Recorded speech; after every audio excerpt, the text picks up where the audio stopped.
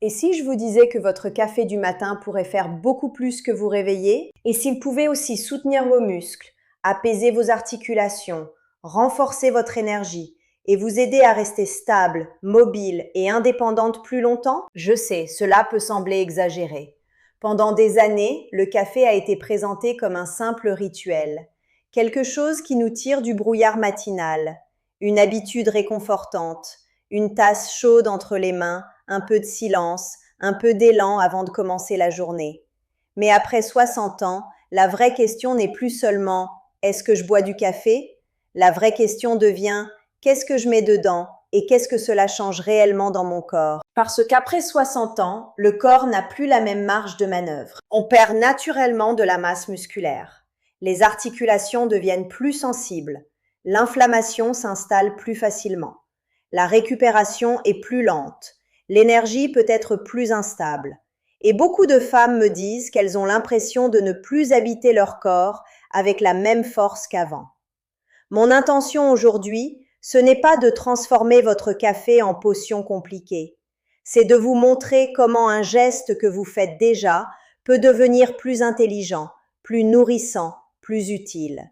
Parce que parfois, la santé ne demande pas un bouleversement total.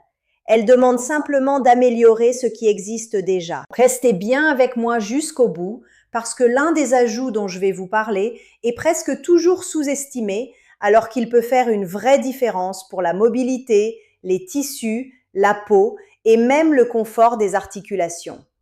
Et comme toujours ici, je ne cherche pas la performance, je cherche la solidité douce, celle qui vous permet de rester vous-même, forte, stable et vivante. L'âge n'est que le début. Commençons. Le premier ajout que j'aime beaucoup, c'est la cannelle. La cannelle paraît humble, presque décorative.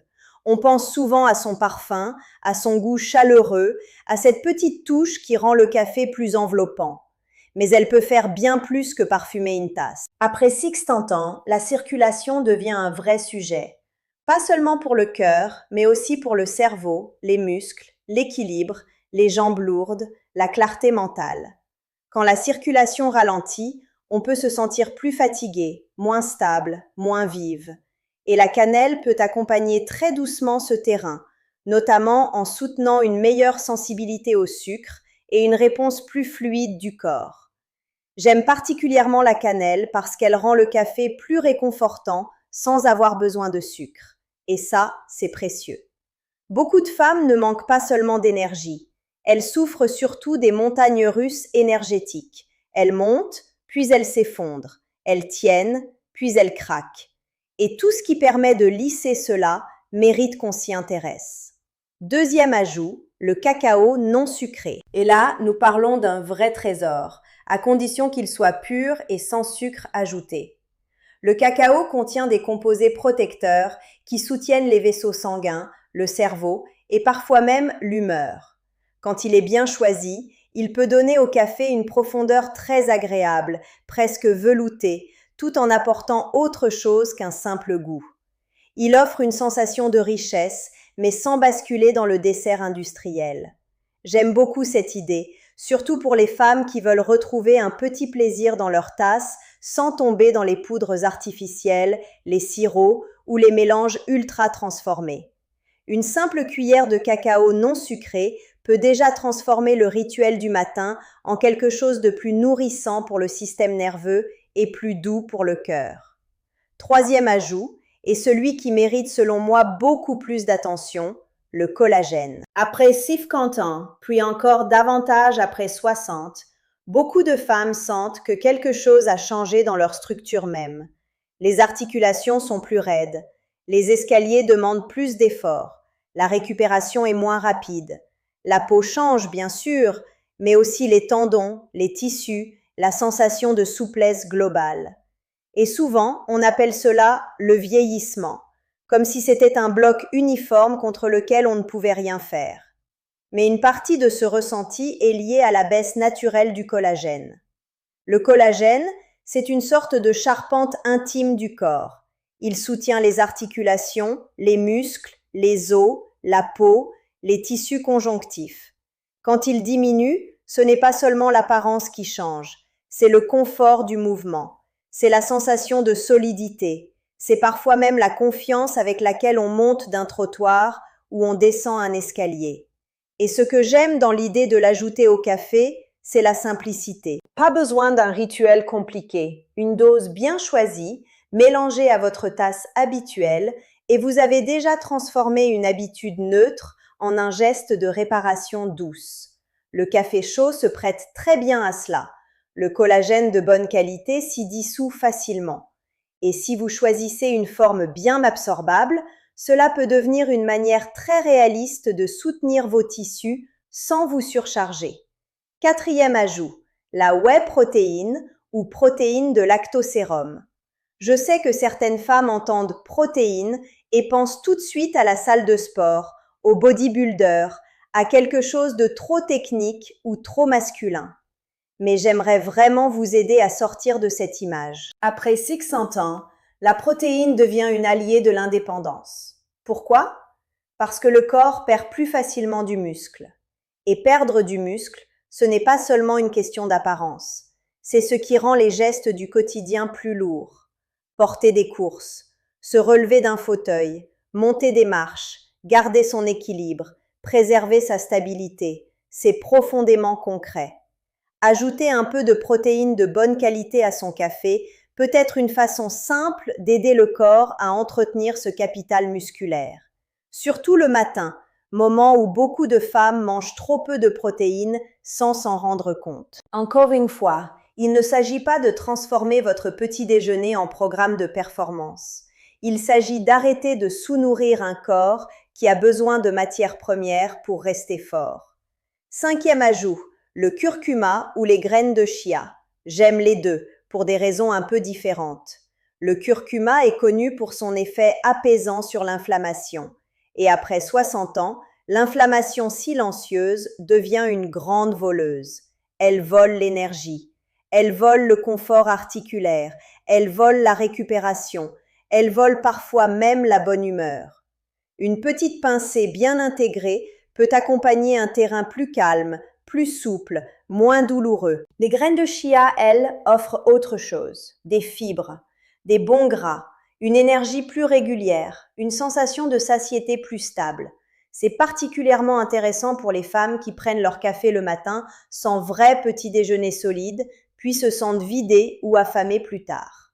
Le chia aide à ralentir un peu les choses, à donner plus de tenue au rituel du matin, à éviter le vide brutal derrière le stimulant. Alors pourquoi ces ajouts peuvent-ils réellement changer quelque chose? Parce que votre café devient un véhicule. Au lieu d'être seulement une source de stimulation, il devient aussi un support. Il transporte des éléments qui peuvent aider le corps là où il est le plus vulnérable. L'énergie, les tissus, les muscles, les articulations, le système nerveux. Et j'aime profondément cette approche. Parce qu'elle ne vous demande pas de devenir une autre femme.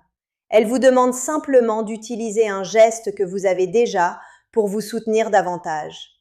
Concrètement, comment faire?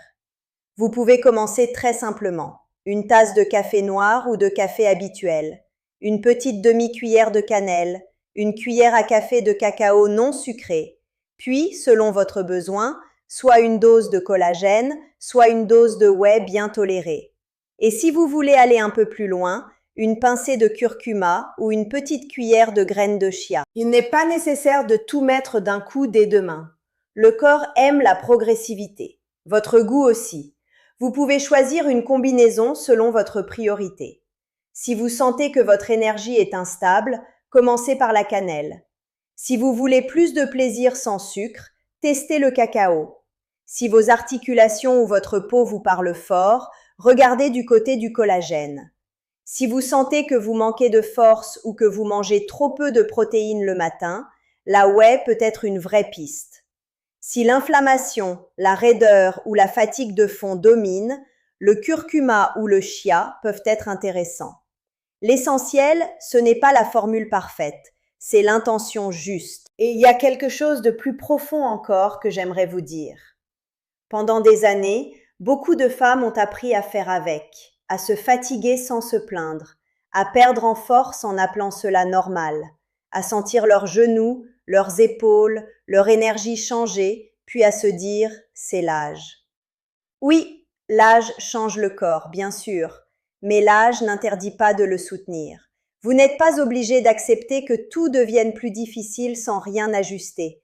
Vous pouvez nourrir vos muscles, vous pouvez soutenir vos tissus, vous pouvez aider votre énergie à devenir plus stable, vous pouvez offrir à votre système nerveux un réveil moins brutal et plus nourrissant. Et cela peut commencer par quelque chose d'aussi simple qu'une tasse de café préparée autrement. J'ajoute tout de même quelques précautions pleines de bon sens. Si vous êtes sensible à la caféine, si vous avez des troubles digestifs importants, une maladie rénale, un traitement médical précis, ou si vous tolérez mal certaines poudres ou protéines, allez doucement et adaptez. Le but n'est jamais de suivre une recette aveuglément. Le but est d'écouter votre corps avec plus de finesse. Choisissez des ingrédients simples, sans sucres ajoutés, sans arômes artificiels, sans listes interminables. Plus le produit est propre, plus votre corps vous dira merci. Et surtout, observez. Votre énergie 1 heure plus tard, votre ventre, votre satiété, votre clarté mentale, votre confort articulaire au fil des semaines. C'est cela, la vraie intelligence corporelle. Alors retenez ceci. La cannelle peut soutenir une énergie plus stable. Le cacao non sucré peut apporter de la profondeur et du soutien vasculaire. Le collagène peut accompagner les tissus, les articulations et la sensation de structure. La whey peut aider à préserver la force musculaire. Le curcuma ou le chia peuvent apaiser le terrain inflammatoire et soutenir une meilleure stabilité. Votre café du matin n'est pas obligé d'être seulement un réflexe. Il peut devenir un acte de soin, un acte discret, un acte quotidien, un acte sans violence, mais un acte qui vous aide, jour après jour, à rester plus forte dans un corps qui mérite enfin d'être soutenu à la hauteur de tout ce qu'il a porté. Vous avez passé votre vie à tenir debout pour les autres. Il est peut-être temps que votre rituel du matin vous aide, lui aussi, à tenir debout pour vous. Demain, avant votre première gorgée, posez-vous simplement cette question. Comment puis-je faire de cette tasse quelque chose qui me soutient vraiment ? Parfois, une nouvelle phase de force commence avec une réponse très simple à une question comme celle-là. Prenez soin de vos muscles, prenez soin de vos articulations, prenez soin de votre énergie et n'oubliez jamais, l'âge n'est que le début.